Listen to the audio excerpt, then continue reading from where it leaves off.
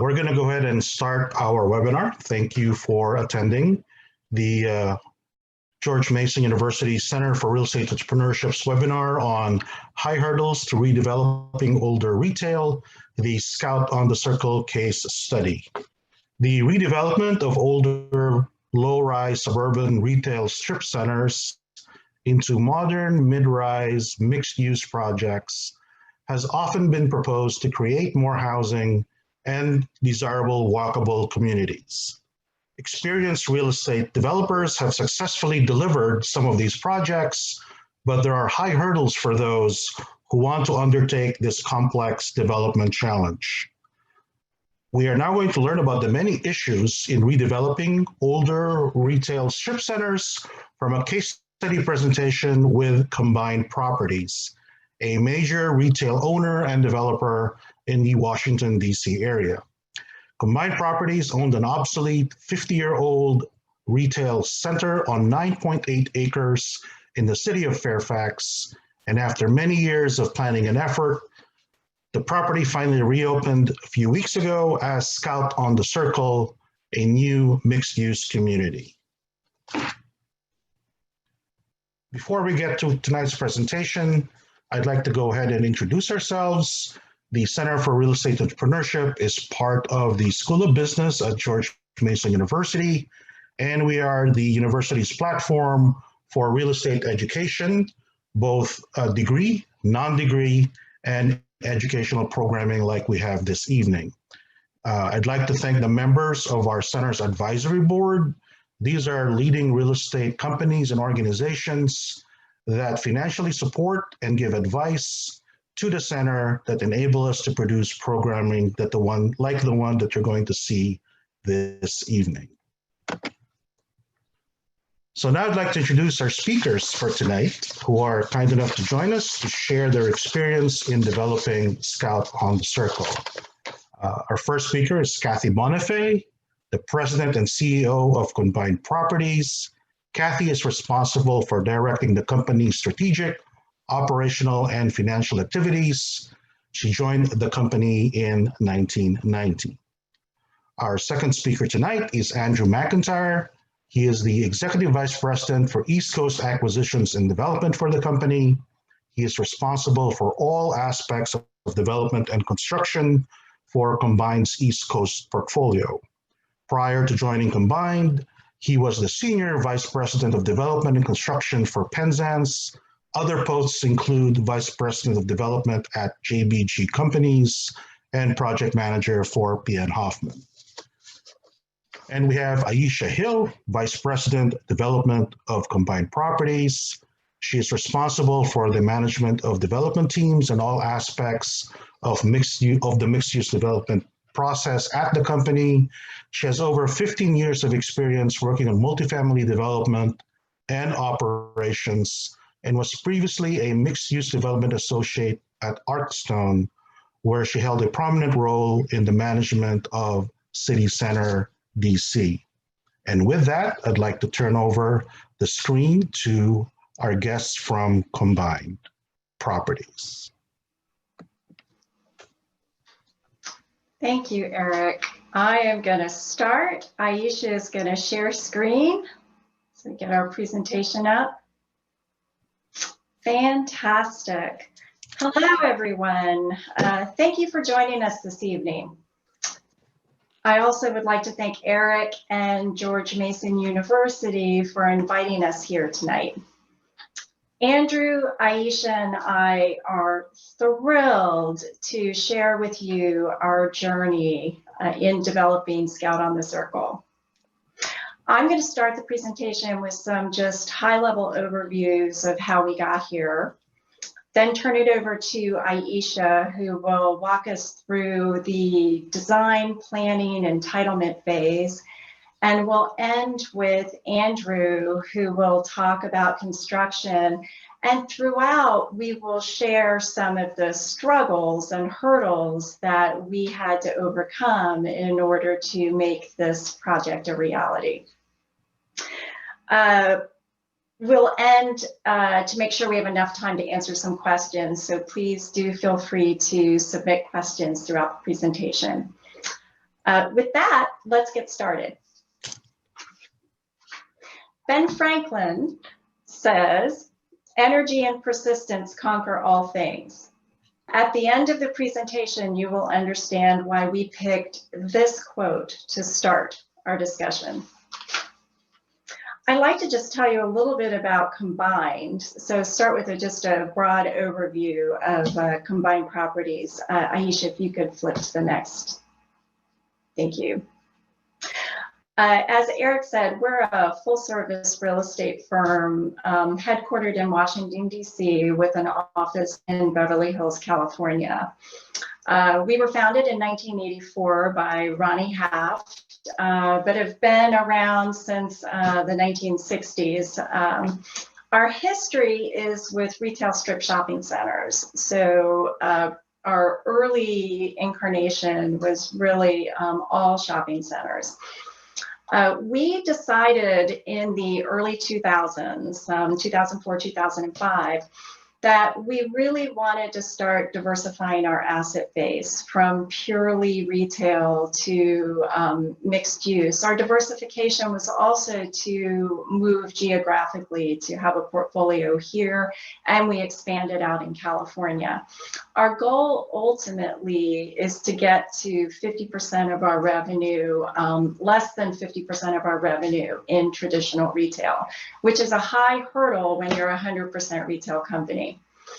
Our diversification strategy was really driven by the fact that we saw very early on the changing demographics that were coming with the Gen Ys and now the Gen Zs, who would be coming into earnings power, and their shopping patterns being different than the boomers and the Gen X's.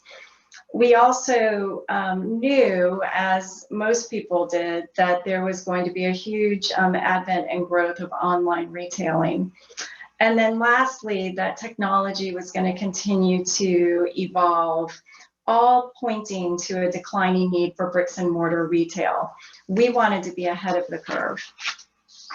So we came up with these diversification strategy tactics, really four. Tactic one was just what we had always been doing, which was holding and value enhancing our existing portfolio. Tactic two was to proactively sell some of our non-core assets and buy multifamily assets. Tactic three, developing new mixed-use development projects where we would actually go out and buy properties, usually income producing, that we would rezone, knock down, and redevelop into mixed use. And then tactic four is what we're going to be talking to you about tonight with our Scout on the Circle project, which was really looking at our existing portfolio and finding those that we thought could be, over time, a higher and better use. Where are we today? Our portfolio today, we now have a $1 billion portfolio consisting of 31 shopping centers. We used to have 42 shopping centers. So we've been, again, trying to get out of shopping centers to have a core portfolio of just the best stuff. Tactic two, selling retail and buying multifamily. We have bought 4 multifamily assets in the DC metro area. About $250 million portfolio. And that was done by like-kind exchange transactions. Since we had owned these properties for a long time, we had a lot of embedded taxes. Tactic three, developing new mixed use. This is where we did a lot of our growth out in California. So we've actually done more than the 2 reflected here, but we sold them. Here, we completed 1 smaller retail and apartment project in West Hollywood, and we're nearing construction completion of a huge project in West Hollywood. That's a hotel, digital signage, and condos. I'm sure a lot of you are wincing with the thought of opening a hotel in the pandemic, but that's what we're going to do next year. And then lastly, our tactic four, which we're going to dive deep into, is the redevelopment of our existing retail projects.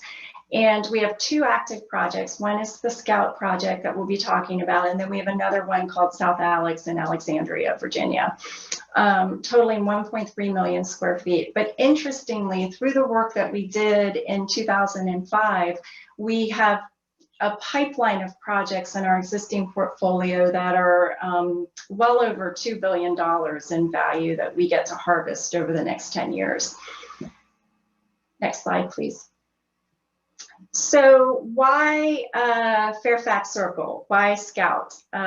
We wanted to, when we were looking at our portfolio, we were really looking at location. Where were our best located retail assets that might be functionally obsolete, that we knew we could do something more? So as you can see, our Scout on the Circle project is located in the city of Fairfax, great market, at a really prime intersection of 50 and Route 29. So we have traffic counts that are through the roof. Interestingly, our retail center always did really well there because it was such a prime location. Next slide, please. So really, we knew that we could do better than what you see on the left there.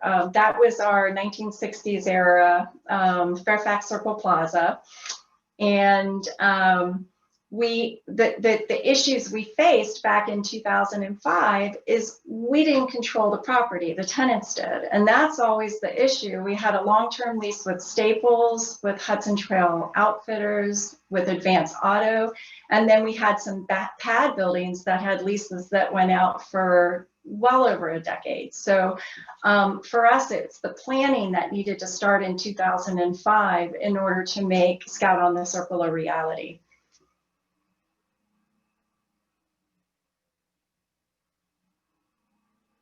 So where are we today? We have, after just 15 years of planning, we were able to turn this 1960s era functionally obsolete strip shopping center into our Scout on the Circle project. Now I'm going to turn it over to Aisha, who will walk you through the planning and entitlements and all of the work we had to do to just get this off the ground. All yours, Aisha. Thank you so much, Kathy. So today we're here to talk about how a 1,000 square foot, very dated retail center, formerly Fairfax Circle Plaza, was ultimately transformed into Scout on the Circle, and now over 500,000 square foot mixed use community with 500 apartments, a 54,000 square foot giant, 24,000 square feet of other retail, and over 1,000 parking spaces. And if you look at the two site plans, it truly is a transformation between the before and after. But we all know that it wasn't quite that simple. So after making the decision to redevelop the Fairfax Circle into a mixed-use community, there was still an abundance of work to do, many challenges we had to overcome and opportunities to seize. I'll take you through a few of the hurdles we faced, as well as how we were able to mitigate risk along the way.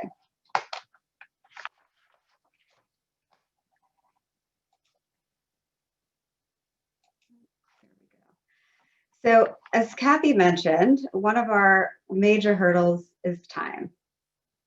And it was in the past, and it still remains to be. As you can see, we started in 2005, and we are 15 years into the project. And even with construction substantially complete, we still have about 2 more years before we stabilize and close on permanent financing. As you'll see, all the phases of the redevelopment are connected. Decisions made in phase 1 affect budget and timing, jurisdictional requirements, design decisions, lease negotiations, along with their associated costs, affect our ability to obtain construction financing, which in turn affects the timing of construction start. And lastly, another example of how time could be our friend or foe, marketing decisions we made in 2015 established and set the tone for what Scout is today. So the challenge of this type of development, there are moving pieces at all times, and each decision can have a positive or negative impact on the project as a whole. The process does not happen in a vacuum, Building a strong team and solid partnerships are key to solving the countless challenges of this complex process. So let's continue to take a look at some more examples. So as you can see from this old site plan, there were several tenants in place when it was a strip center. It was a very successful strip center. Another hurdle that we faced was gaining control of the site after we got entitlements and approvals that we needed to move forward. What sometimes goes overlooked is that the owner of the land who's repositioning the existing retail center, combined in this case, is not in control. The tenants are in control.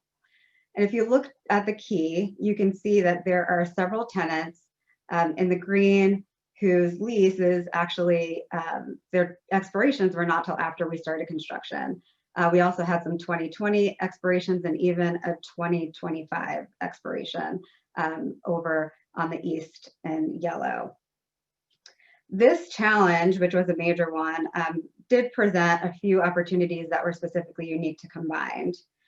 One of them was the Staples, which we see had an expiration date in 2018.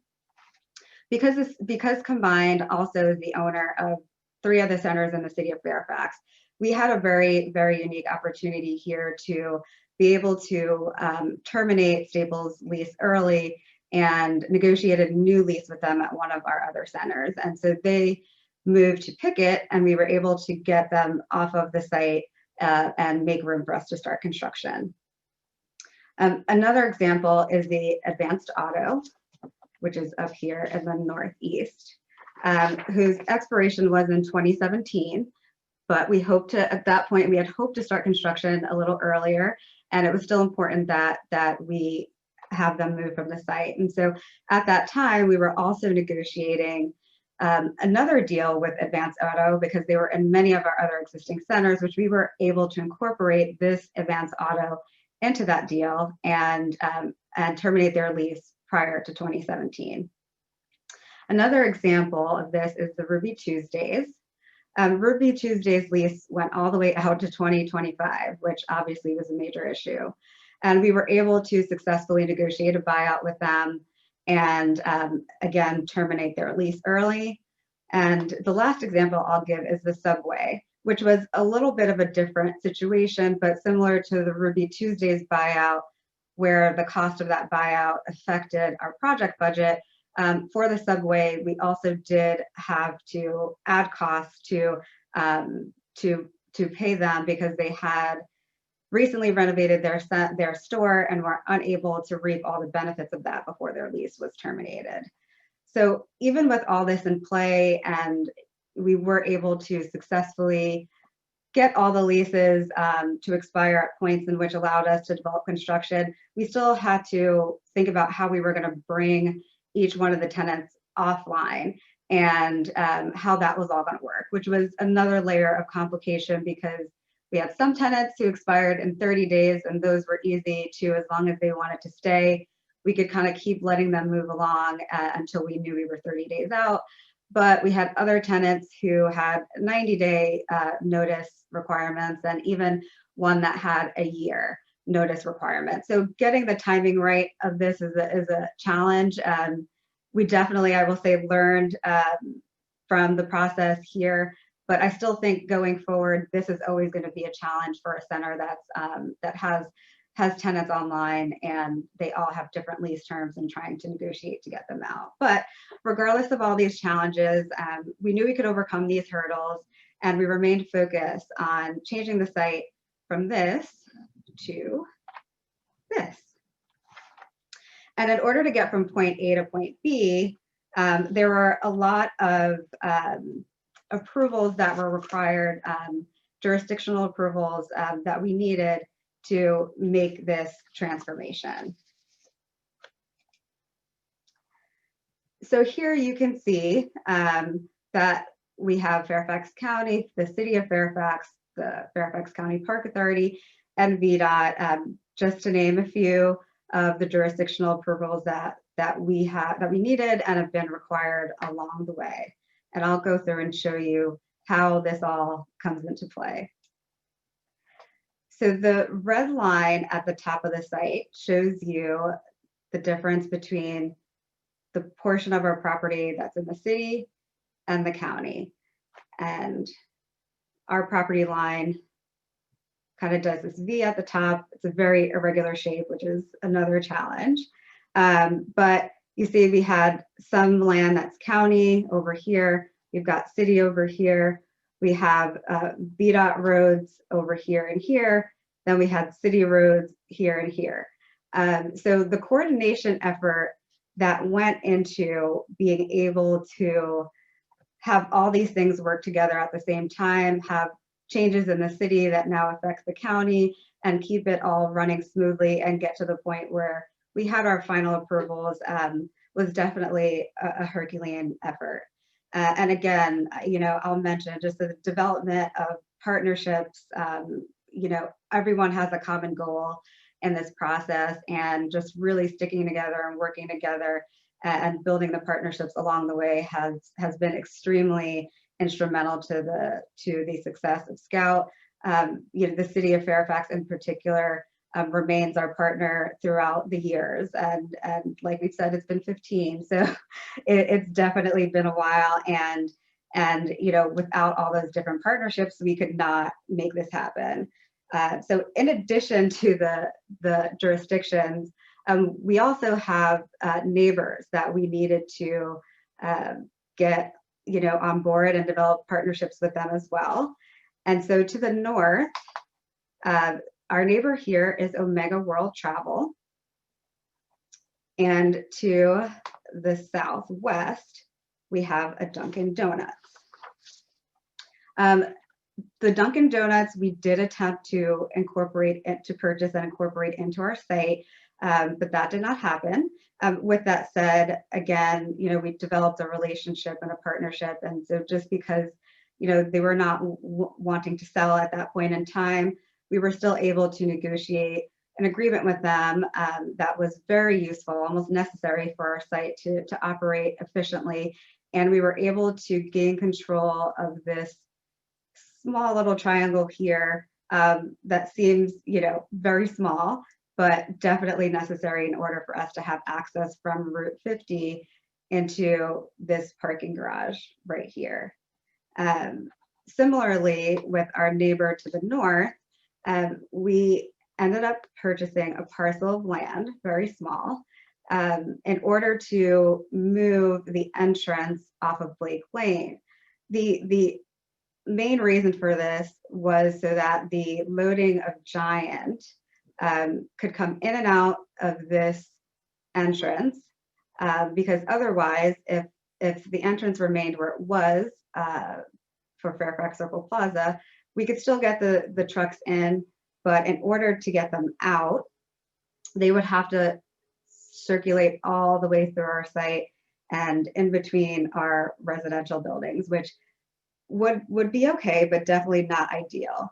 And to further complicate this a little bit, because we were not in control of this piece of land early on, for our site plans, we had two versions. One version with what we had originally, and then one version with what our ultimate goal was. And so along the way, every time we updated the site plan or went in for a site plan revision, we had to show both. And even in our lease with Giant, we had to show both and make sure that they were comfortable either way. Also, while we're on this slide, I'd like to point out, again, just the irregular shape of this site was also an extreme challenge for us. As a retail center, the buildings could be broken and lined up in a way that, with a very large parking field, it did not affect what we could do with the site. But when you try to put buildings and parking all into a site that has a shape that's, almost undescribable if you can't see it, it was an extreme challenge. And on top of that, the topography on the site is another one of those things that was just a bit all over the place and that we had to work with in many ways. So I think, the hurdles of developing a site with an irregular shape and topography changes could be our next case study. So I think we could all talk a little bit more about that. Okay. So I think we've all heard the saying, more money, more problems. I like to call this more uses, more problems. But seriously, with mixed uses, you have now mixed demands. Planning a mixed use community can be a challenge, especially if you have expertise in one area or one use, but not all of the uses. And so oftentimes you'll see a mixed use community where it's a residential building on top and it's retail on the bottom, and there wasn't necessarily a whole lot of thought put into what the retail was going to be and how it was going to function. And we were lucky at Combined to use our collective expertise on the retail side and on the residential side, as well as past experience, to really put the site together, the site plan together in a way that the uses could operate on their own, that they could have all the things that they needed to make them successful separately, as well as use each other as a positive thing. So for the retail, the residents, are their patrons, right?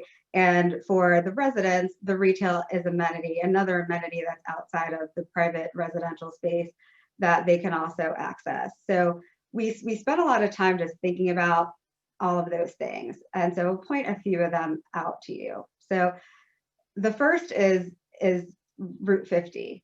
Route 50 has an amazing visibility, and it was extremely important for the retail and less important for the residential entrance to be facing Route 50. And so one of the first things that we did was figure out that we'd have all the retail front doors on Route 50 versus facing them internal to the site or in the back of the site. And the residential entrances, which are right here and here, are not far from 50. And so they're close enough for someone, who's driving or walking by to find them and to see them. Another thing that we did was with Giant, we made sure that the parking faced their front door, so that there was always that connection between where a patron would come and park their car and make it very easy for them to get back out of their car and be able to see the Giant and know exactly where they needed to go. And again, Giant is a major amenity for the residential. Definitely the grocer component itself to our jurisdictional approvals was definitely one of our biggest challenges. We as a retail company know how difficult it is to negotiate and execute a grocer lease, and Scout lived up to that for sure. We probably spent collectively somewhere around 3 years, maybe a little more, trying to find the right grocer. Of course, we had input from all different directions. We did negotiate fully one lease, another lease before this lease with Giant. So it definitely, again, was a major effort to get the grocer lease signed. And it also had a major effect on our financing, because we needed the grocer lease executed before we could close on financing. And obviously financing is attached to construction start.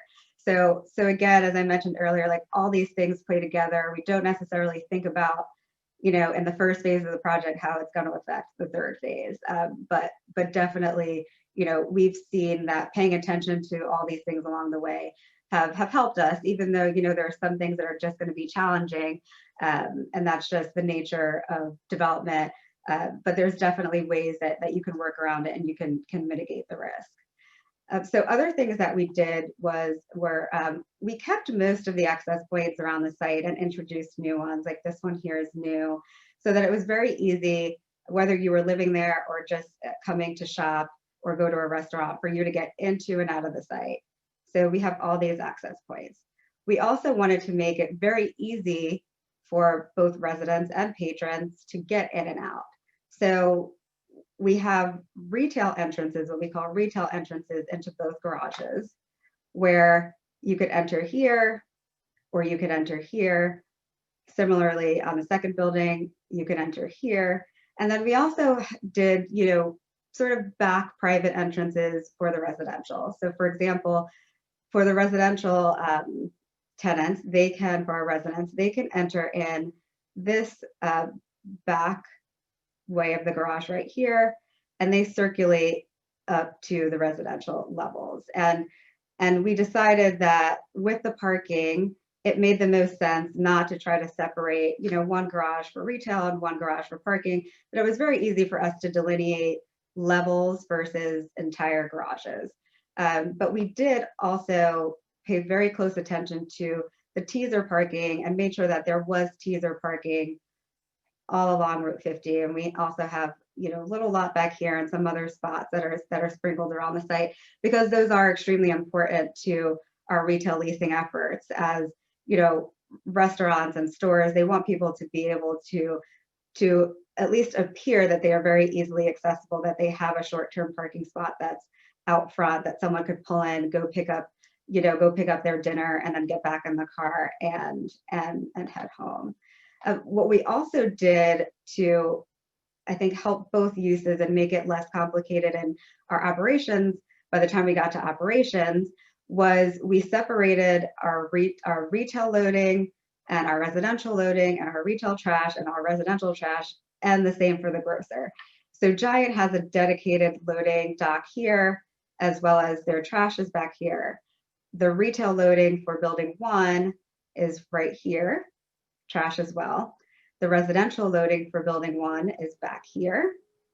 Similarly, the residential loading for building 2 is back here, and the retail loading for building 2 is back here. And while there's definitely connections and there could be some overlap if necessary, we really wanted to just make a clear separation so that when we got to the point of the project that we're at now, we officially opened in May, I think it was May 31st of 2020, that there wasn't, a retail tenant trying to build out at the same time as a resident trying to move in, and it would have just been a lot to manage. And we want the experience for all the users and tenants to be a good experience. So another one of the things that we did to help us mitigate some future risk, because there was a challenge that we faced with the site itself in terms of the location is amazing, as Kathy said, but there's not anything like Scout right next to it. So it wasn't a situation where, if we were in Arlington or downtown DC and we had all these communities that were very similar, we weren't sure how exactly the people who lived here, who it was going to be. We were very, very, very comfortable with who is going to be a retail patron because we had been there for so many years already.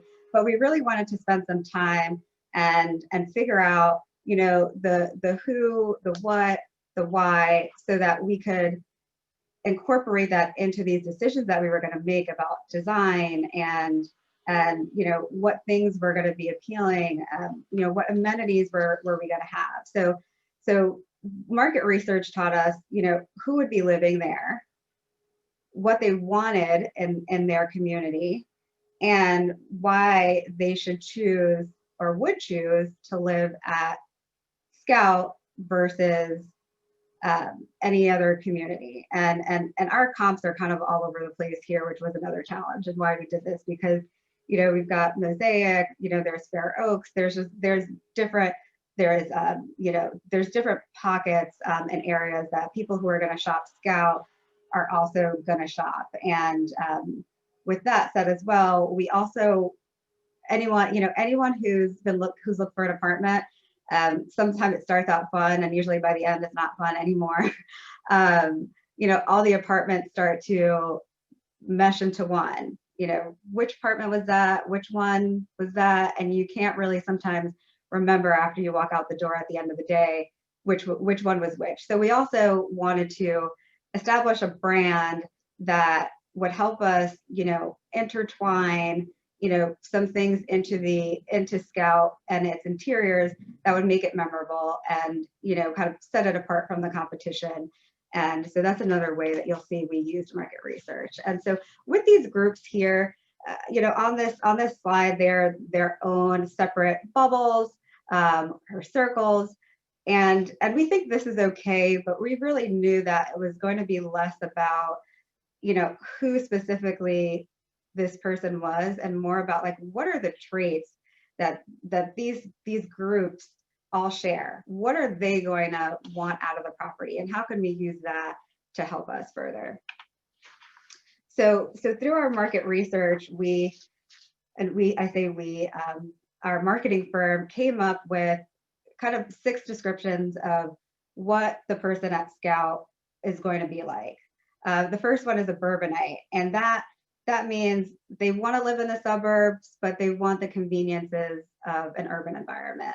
Hence the grocery store, the restaurants, and the other retail at Scout. The second one is freewheeling. While we are in close proximity to the metro, which is also another convenience, most of the people who live at Scout are going to be driving a car. At least each unit is going to have a one car, sometimes 2. And so we knew that, and we needed to make sure that we had adequate parking for that. Number 3, close to comfort. Again, this is a convenience thing. You know, the places that you want to go and that you need to go are right out your doorstep. Number 4, au naturel. People that like green space, that want to be close to nature, that will utilize the trails and the park system close by.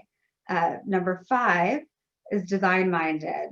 We wanted to make sure that the design was at a high level and a high quality, just because that's who Combined is.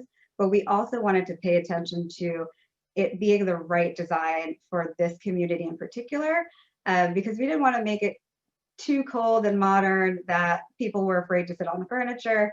But we also didn't want it to be too traditional, because that's not what Scout is. So doing all this really did help us organically figure out, you know, what Scout is and what that design should be. And then the last one is number 6, socialite. And this is describing a person who likes to be social, who likes to interact with people, who likes to go out to restaurants and things like that. Obviously, number 6 is a challenge for all of us right now because of COVID, but we do hope that, you know, things will, by the time things get back to normal, we will have even more tenants at Scout, and that the vision that we had will ultimately, you know, come to fruition, and those who like to socialize will be able to do so.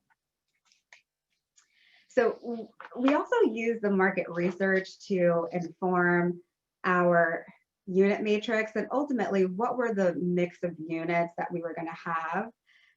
I will point out here that another one of our conditions of approval was an affordable housing requirement. So we've got a 6% affordable housing requirement that is at both 60% and 80% of AMI, and it's something that we've known about since our approvals in 2014 and have worked into our business plan along the way. But what I'd like to point out here is that because we knew that there were going to be some people downsizing, also some families with young children living at Scout, that we wanted to make sure that there were larger units. And when we went out and shopped the comps ourselves, we also saw that those were in high demand and there were not very many. And so it can be challenging to make a decision to go to all 3 bedrooms, because I don't think that's necessarily the right mix anyway, as well. But we felt very comfortable with all the research that we did, that we wanted to have a pretty high percentage of larger units here. And so at Scout, we've got, you know, not even including the 1 dens, but if we include the 1 dens, from 1 dens to 3 bedrooms, we've got, you know, over 40% of our units. And that, again, is something that we decided, and we're led there through our market research. And, you know, we still believe that this was a good decision.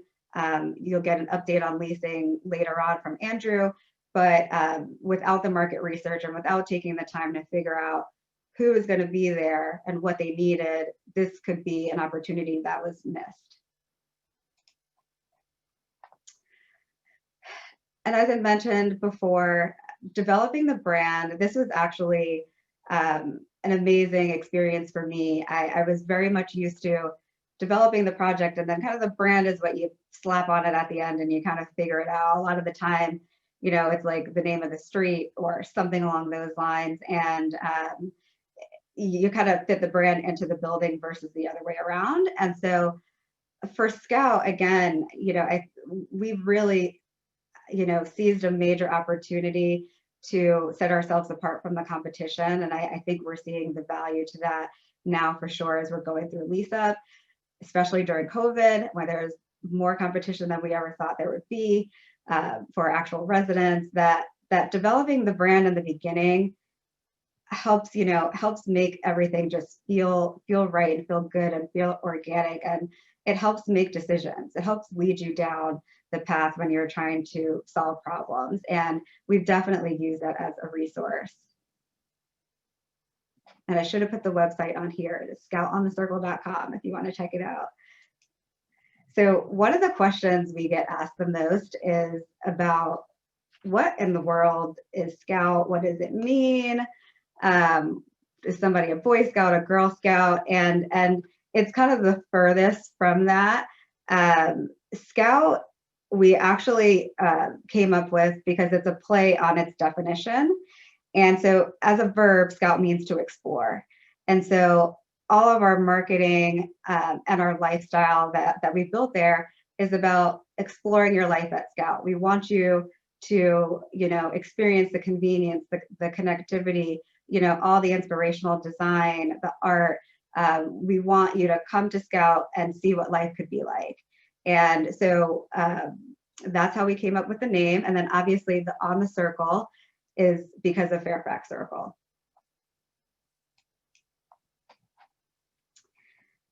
This is one of our very, very early design boards where a bunch of us got into a room, we had a design charrette and just started to, you know, select images that were Scout.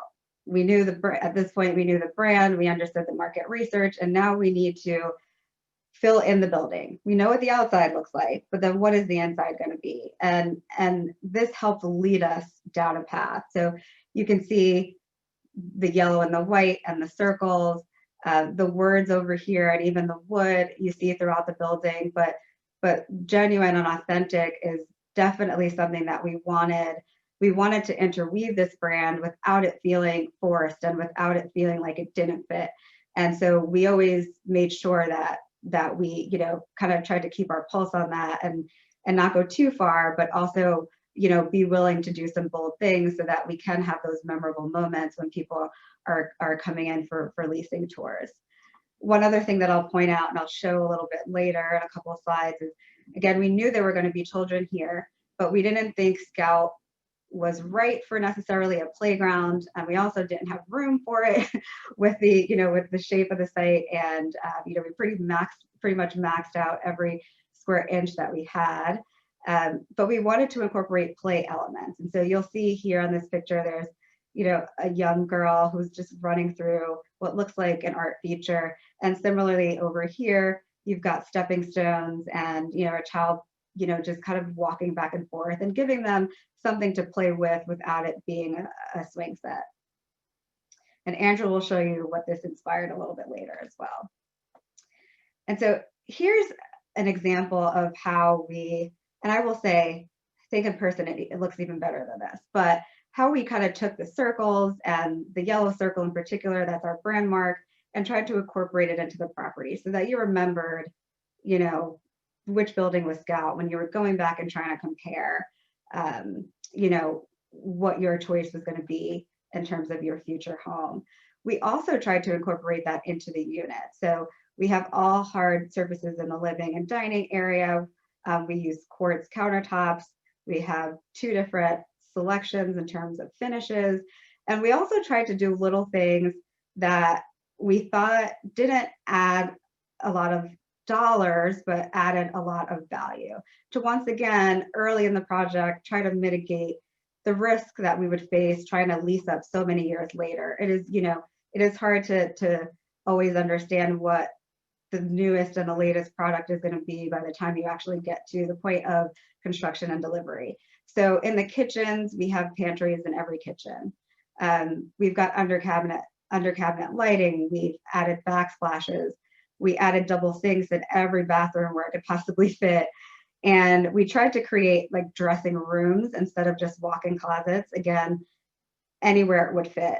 And so we did that throughout the units, and again, it's appreciated. We're definitely seeing now that those were good decisions that we made many, many years ago. And finally, I'm going to wrap up before handing it over to Andrew and just show some of the planning and the design, and again, how we use this brand research, that we did in 2014, 2015, and implemented that into what exists today. And these sketches are at 100% of what it looks like today, but they are probably like 99.8. So with our courtyard, you can see we embrace the circle and use that circular shape to just tie back to the brand. Again, we've got a model unit that's located right about here, and you can look right down on the circle and you completely get it. In this courtyard over here, we decided that this area was going to be our play area for children or adults, whoever wants to use it, doesn't matter to us. And so we further developed that and kept, going from a sketch into what it's really going to be. And even with our amenities, some of which were proffered, and we had to have a fitness center, we had to have a pool. But these are also things, again, with the partnerships. Scout is a Class A community, and we wanted to do the highest level of amenities there. And so for combined, these things were a no-brainer, and it was good that, we had a lot of similarities in the goals for the project. And so with that said, it's a 400-unit building, or 2 buildings, and there's a lot of amenity space. And one of the things that I learned from previous projects is that if you take the amenities and you spread them all over the place, it adds a little interest and some separation for sure, and maybe even could lay out a little better if you do that. It's very challenging in lease up if you do that, because you've got to go up elevators, down halls, across stairs, and it takes a very long time to show all the amenity spaces, right? And that's what you want to show prospects. And instead of 40 minutes for a tour, it could take you an hour and a half. And if tours are only happening 8 hours a day, you might only get 4 tours in versus 8. And so it was really important to us that the amenity space and showing the amenity space was not only convenient for the actual residents, but that also during the lease up process, with 400 units, which is a little over 2-year process, that we were doing it as efficiently as possible without sacrificing the design. And this is our second building, amenity space and courtyard. And I'll just point out down here at the bottom is the area where I talked about a different form of play. So these are moss mounds that kids can roll up and roll down. There's a water feature over here in the corner. And we did do something similar to our inspiration with the stepping stones. And it might be a little bit hard to see, but they're down here. And, again, kids can play and jump from one stone to another. For this courtyard, we also decided to just leave a big open space so that people could also do whatever they would like. Could lay down and read a book. You could kick a ball, throw a ball, and just to give a little bit more flexibility, since our pool courtyard, the pool takes up so much of that space. And so at this point, I will hand it over to Andrew.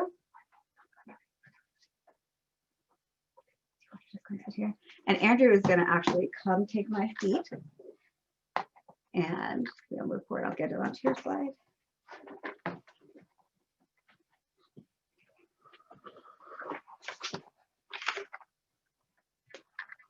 Good evening, everyone.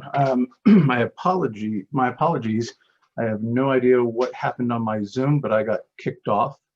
Luckily for Aisha and myself, we happen to be at the same place. So we're just going to make a little bit of adjustment here and move on. Where's the enlarge this to the full screen? So this is what we can see right here. Beautiful. Okay, great. So there's a lot of good information that Aisha provided on how we thought about the project and how we went through entitlement. The challenge is that when we finish entitlement, a lot of people just see the site wrapped. They know that we have entitlement and that we start our construction thereafter. Unfortunately, it's not that simple. In order to get to a project commencement, there is an intense amount of construction design that still needs to happen. The process includes everything from understanding what your details are going to look like. How do you make all the things that you promised work? We have to go price that. We did that with our partner CVG. HCM was our design, our architect of record. They did a great job and really appreciate all the effort that they put into this. There are a number of different approvals with the different construction requirements, VDOT and such. This was a very coordination heavy project as well. Some of the things that we'll talk about included doing the offsite improvements, extending the DVP duct bank, the crossing signals that we had to put in, the stoplights. The DVP bank was an issue for our lender as well, and we'll talk about that. Early release of the scope of work. That was the garage design that needed to start before we even had our M&T bank loan in place, and we needed to go at risk. That was an issue as well. So the DVP major transmission line, well, let me back up for a second. Apologize, because I'm just switching.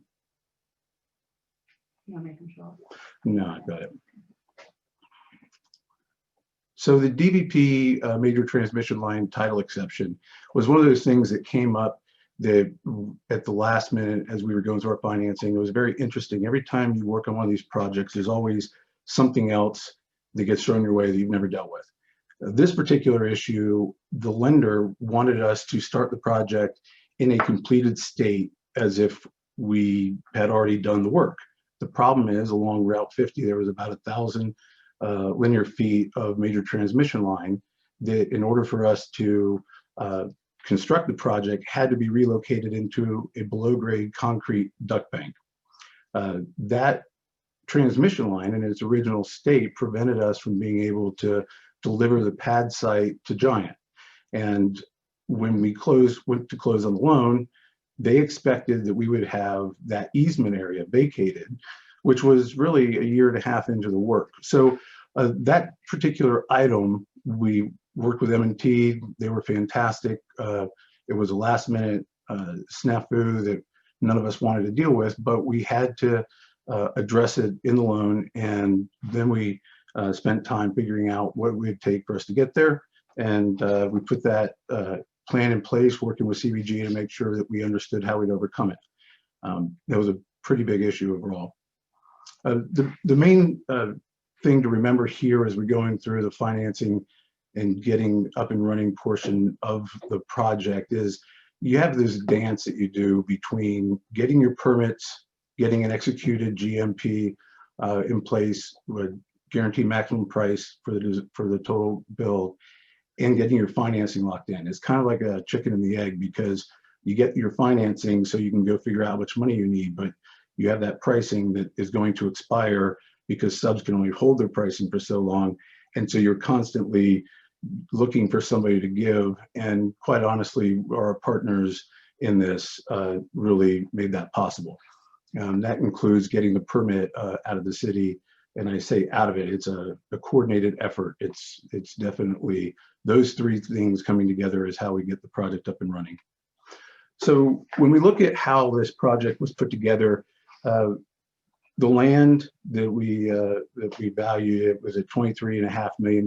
That takes a little bit of effort internally. We have to have an honest understanding with ourselves as to what the value of the land is. On one hand, if you make it really inexpensive, okay, maybe you improve your overall returns, but you've got to have if you're going to finance this with debt, which we did, you have to put together a business plan that meets market, and we're not trying to devalue our land. So at the end of the day, we have $100 million of hard cost and the 23.5 of land with our soft cost and financing gets to 155 million. The way we put the project together from a capital perspective is we put $40 million of our equity in. That includes the land that where we took down the shopping center, but it also includes sourcing the soft costs. So usually people go out and get a partner and start to work with some investors' money. This was all of our money off of our balance sheet that we spent for years to the tune of, I think we were in for almost $18 to $20 million by the time that we closed the loan, doing the entitlements, making sure we had all the engineering done, going through the marketing, the branding, the rest of it. So that's how we put it together. This isn't how we originally thought we would do it. When we originally went out for our debt and equity financing, we thought we might be able to find a partner to come in at 50-50 because we didn't need somebody to bring in 85% of the equity. That was not the type of partner that we found readily available. And so what we did was we ended up doing this little portion of preferred equity, which is really, for those of you that don't spend a lot of time in this world, it's just more expensive debt, and it's secondary to the construction lender with respect to their rights. So moving on, just really important to take a moment to understand how time impacts us. The important dates here are the giant pad delivery, the duck bank completion. In our minds, those were big items that we needed to hit in order to stay on schedule. But with the Dominion duck bank completion, we would have been in default of our loan if we had not delivered in time, and that's a really bad thing, I'm told.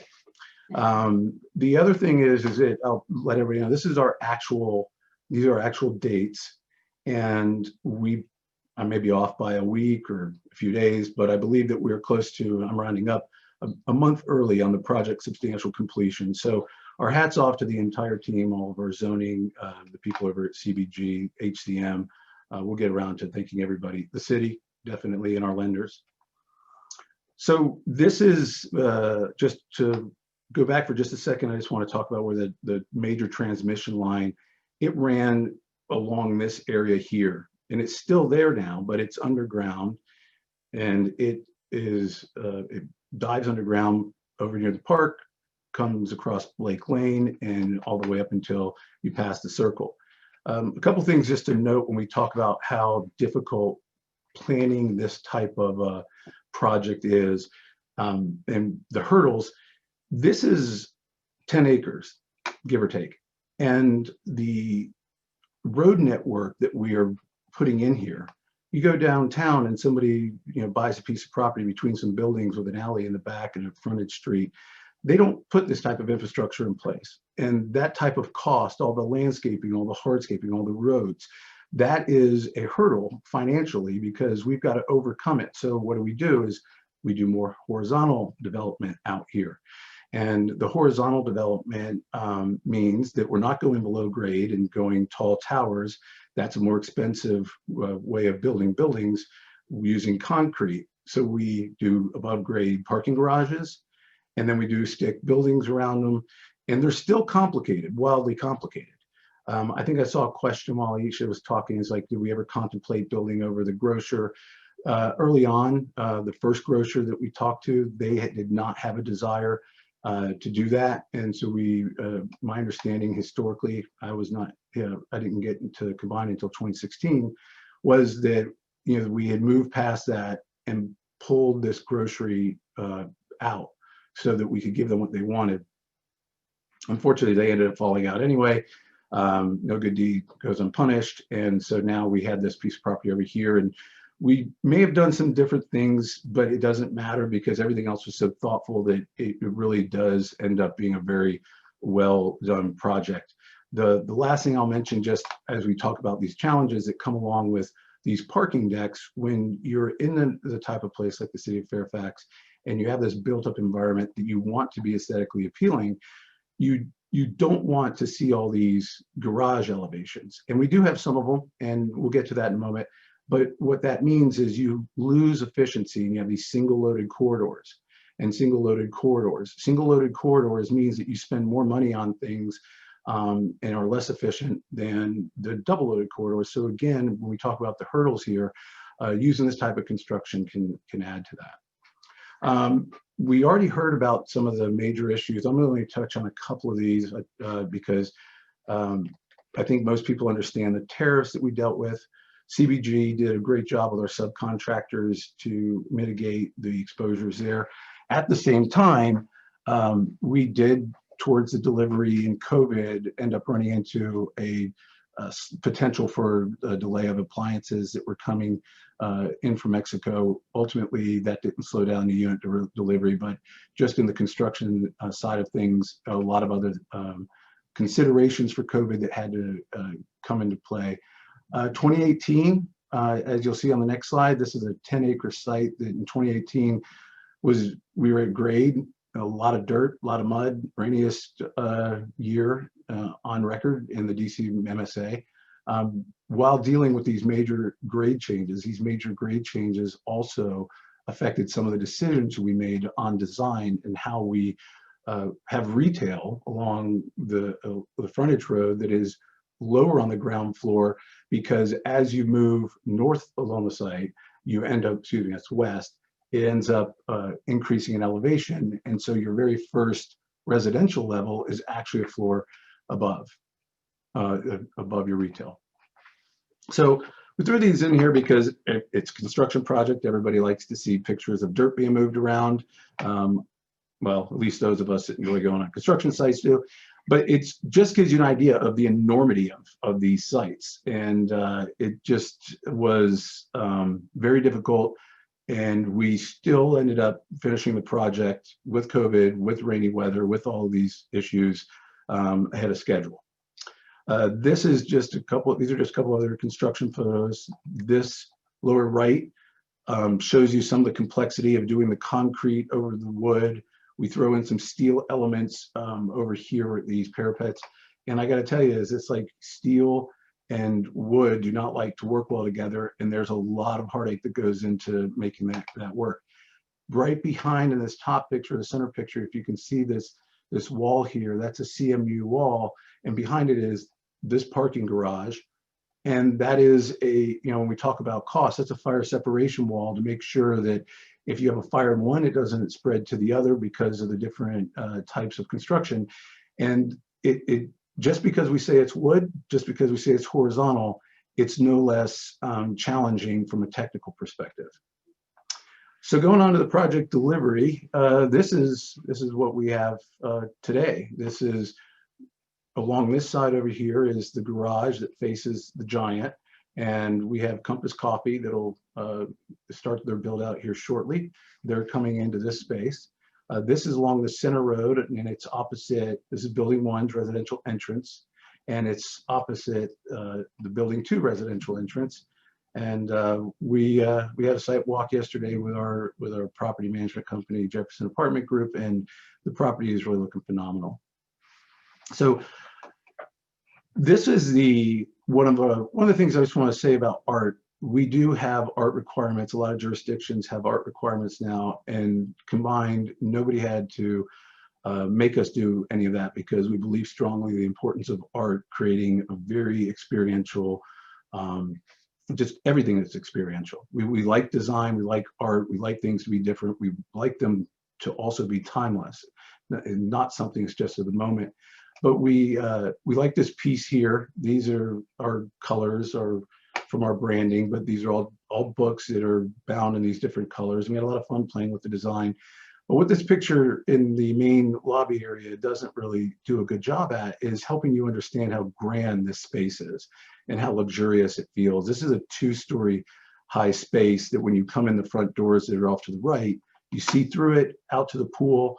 It's that right there where you're looking through to the pool.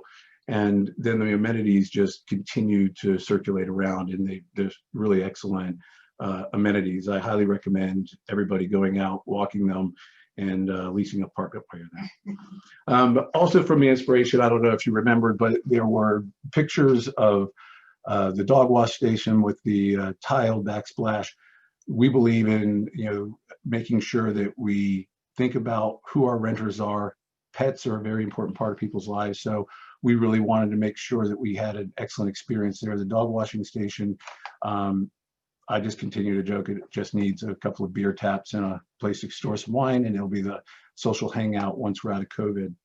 And then this lounge picture, and we've all seen a lot of these amenities at this point. The pictures don't do it justice, but our amenities were set up to allow for people to move in groups and divide space and to entertain either together, indoor, outdoor, or separately as they desire. Just a couple quick things. These are two unit interiors. Aisha talked about them already. Both units have a few upgrades that are not necessarily market. She mentioned the backsplash, the tile backsplash. I think that is an excellent feature. The other thing is these have this routed in under cabinet lighting. The kitchen is the very first thing everybody sees in an apartment when they walk in. It's where people are going to spend the majority of the time with guests when they're visiting. We really took our time. This is a custom piece of furniture made by Total Millwork or Total Engineering. They did the millwork and the cabinets. It took a lot of time and energy, but this thing has storage on it, and it works as counter space and a place to eat. And I don't think I'd ever do a apartment unit again at this size without that kind of an amenity. So as we've thought about lease up during COVID, it's interesting. We had to do a lot of things differently that we hadn't planned for. When it came to marketing the property and the tours and doing things remotely, we had leasing agents walking around with their camera showing people units. Until we actually had move-ins, we never had any in-person tours.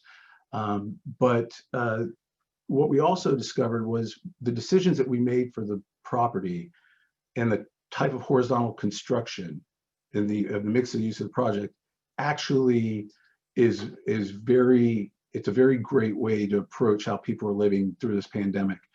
As Aisha said, you can get to all of the units vis-a-vis the parking garages, so you don't have to use an elevator. But even if you do, we have them spread all around the building. Everybody isn't forced into one, central bank of elevators. You can easily move in between the buildings and go and get your groceries. The package delivery system, we have double Amazon packages delivery system here, as well as the mailroom, and the other property has a mailroom. But we also have, in addition to this, an enormous Amazon and just FedEx, UPS package room for people when they, send tires, a canoe, a mattress, or whatever. So they've done really well with the COVID lease up, which we'll get to in just a moment. The public murals, these are wrapping the garage on building 1. We love them. We think that the world needs more art, and hope everybody else enjoys them as much as we do. This is a little bit more art in this picture. As you can read through the leasing, we are very happy with the leasing. We're ahead of pace. When you come in to your left, this is the very first thing that you see, and it is a really beautiful mural. It's our take on the City of Fairfax. You can see Route 5029. Scout is right here. There's a Giant. There's the Dunkin' Donuts. It's playful, and yet it gets a lot of attention, and it's just a nod to the fact that we consider ourselves to be a very important and integral part of the City of Fairfax, which we've enjoyed immensely. Going on to our retail leasing, Giant did deliver. We delivered to Giant in June of 2019. They opened up in August of 2020. It's a beautiful store. I hope everybody's had a chance to go. If not, you should. They really outdid themselves. I think that they should be commended for really stepping it up. I know that we really look to challenge them to be just the place that people want to buy their groceries in the city. Just on the retail leasing, the Republic that I mentioned, is going to go here. We have a TDM that is a bubble tea concept coming in, F45 Fitness, a nail bar, and Peri Peri. And then we have a number of other people that are still talking, or that we're in negotiations with. These green spaces are also, these are vented, and these are our end cap spaces that are most likely, these three are contenders for very good sit-down dining. COVID has not been kind to the sit-down dining and retail world, as I'm sure everybody would imagine. And we have the luxury of being able to wait until we get the optimal tenants for these locations. But our team is out there doing that every day, trying to bring them to the table. But in the end, we will. Teamwork makes the dream work. Takes a village, however you want to say it. There's a lot of different, it all's true. I certainly hope we haven't missed anybody, you know, as we sit here and take a look at all the folks that made this a reality. I'm sure that we have, because there are so many more. There are subcontractors, there are sub-consultants, and we just really couldn't be more thrilled with the way that the project came out.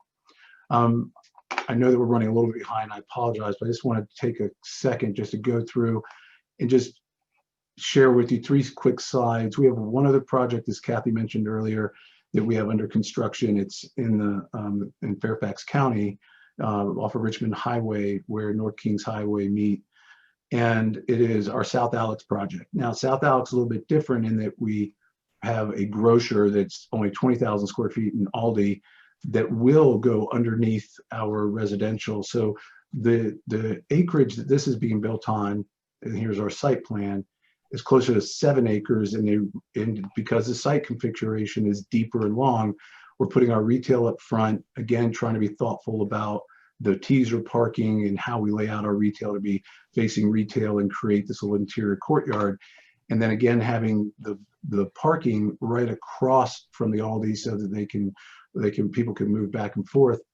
But we split out this section of townhomes, these units over here, and we sold them to Craftmark, and the last 7 or so are delivering.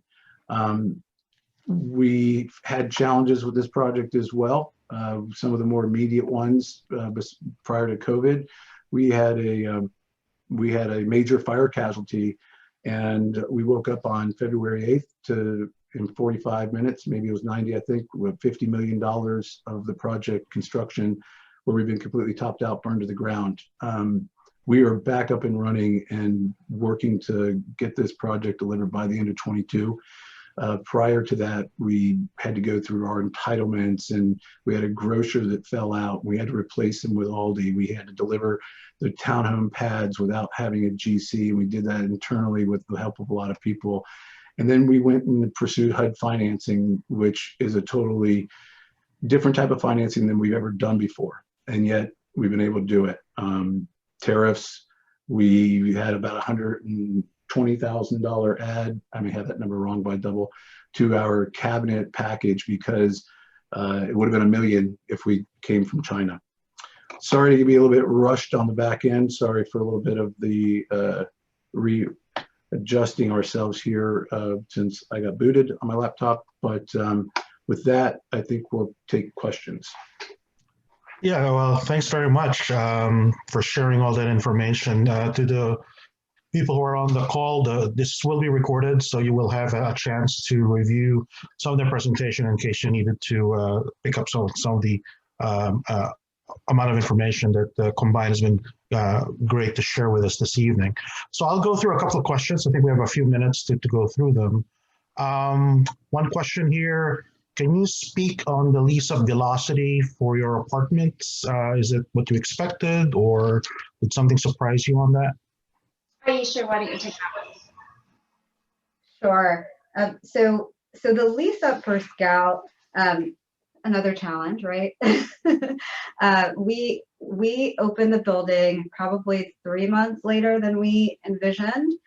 And COVID happened, and so we weren't really sure what to expect. But Jefferson Apartment Group, who's our third-party manager, really was just on top of it, as Andrew mentioned, with using YouTube and FaceTime and WhatsApp, every other thing possible. Even through video, the project still, showed very well. And so we in the first 2 months, even before opening, were able to establish a pretty decent pace between, somewhere around 20 units a month. Of course, over the summer, that really skyrocketed as, 2 things were happening: the high season for leasing, which, is just cyclical, and that's just the way it goes.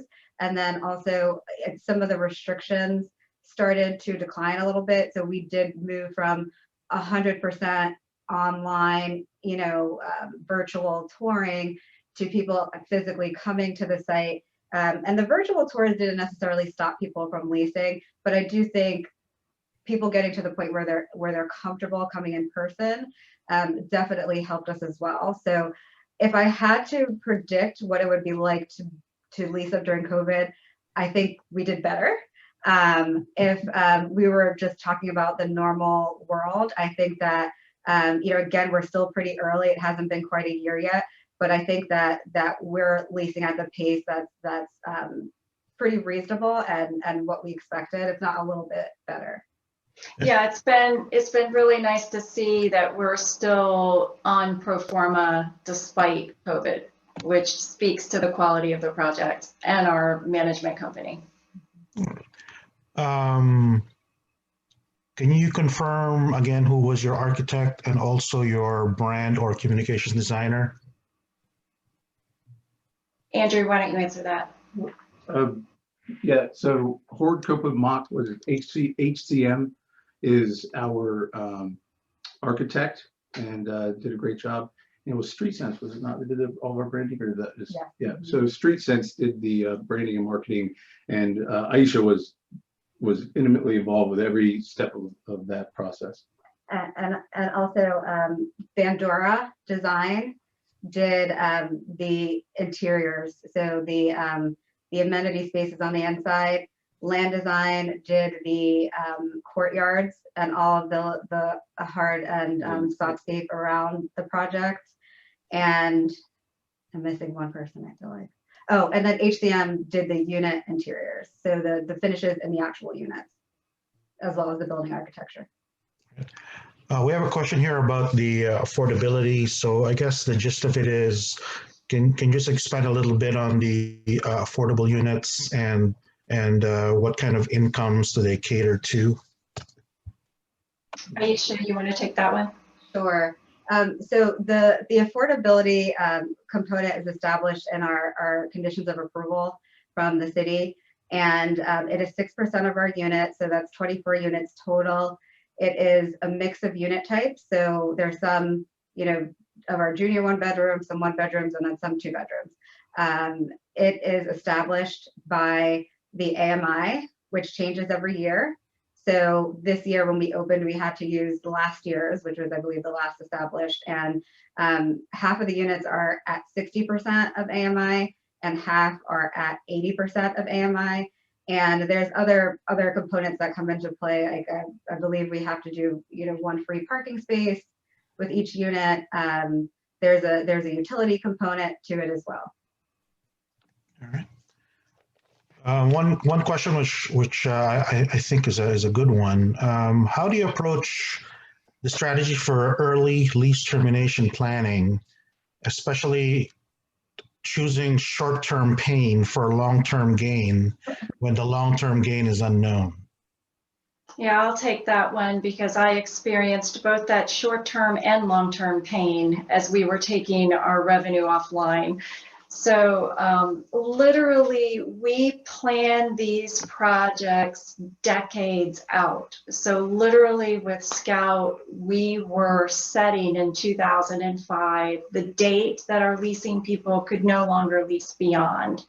So we were always tying it to our lease date, our longest lease date in existence that we thought we wouldn't be able to buy out of. So literally, we have about 8 projects in pipeline right now that we're going to be looking at developing over the next 3, 5, 7, 10 years. And all of those projects, we set those outside lease dates back in 2005, 2006.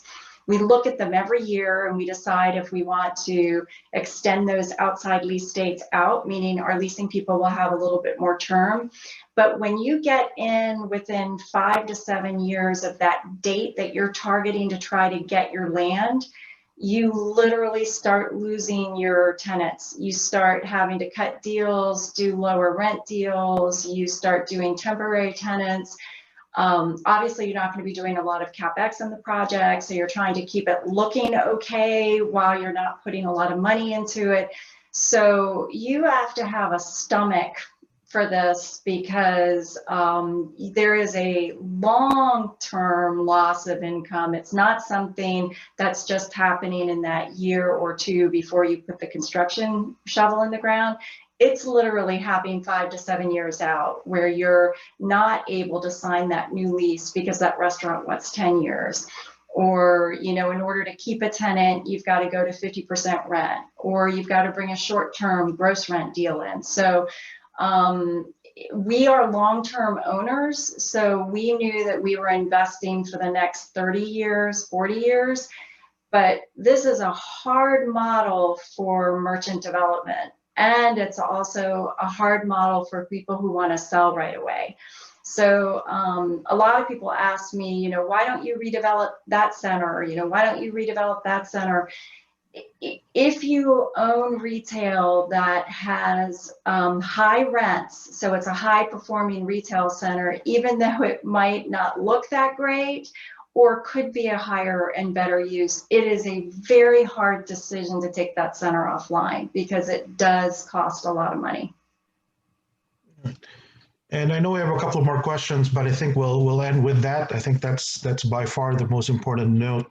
You know, we titled this session "High Hurdles for Redeveloping Older Retail," and as you can tell from the presentation tonight, there are certainly a whole breadth of issues that developers have to contend with to redevelop older retail. And, you know, hats off to people like Combined who are able to do that and contribute to the development of our new projects in, you know, in our area. So with that, please look out for information about the video for this session. We'll be sending out to everybody who registered for the event. I'd like to thank our speakers tonight, Kathy Bonifay, Andrew McIntyre, and Aisha Hill, for spending time and opening their story really to our audience. And it's very rare that we have an opportunity to talk to a developer in such great detail about the challenges of getting a project or bringing it to life. So thank you, everybody, for joining us this evening. Thank you for your interest in educational programs at George Mason University. And we hope to see you at our next George Mason Real Estate Education Program. Thank you and good evening. Bye, everyone. Thank you. Bye.